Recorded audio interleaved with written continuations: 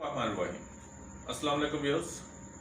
अच्छा, साथ ही मैं गुर्दों पर कुछ लोगों को चर्बी जो है ना वो बहुत कम हो जाती है। ये नहीं होती कि एक तो ये होता है ना कि जिगर पर चर्बी चढ़ी हुई है।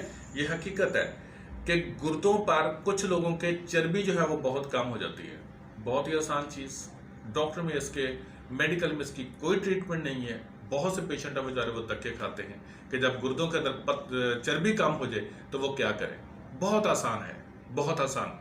आपने कोई दवाई नहीं लेनी, गज़ा की गज़ा, ताकत की ताकत, और गुर्दों को चर्बी भी बन जाएगी। वो क्या है जी, आपने बादाम लेने हैं और बादाम आपने 11 पीस 12 पीस ले लें, ज़्यादा नहीं लेने, ठीक है, इतने काफ़ी होते हैं। रात के टाइम पर आपने पानी में धोकर उनको धोना है और पानी में भिगो देना है। सुबह को छील कर उनको बादाम और मक्खन थोड़ा सा, लेकिन मक्खन खालस होना चाहिए, ये मार्गरीन नहीं होना चाहिए।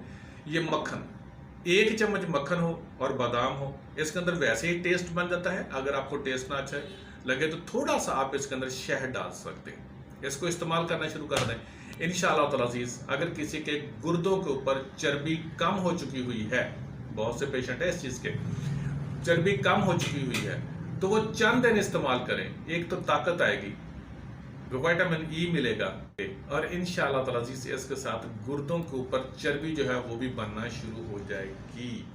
ठीक है जी।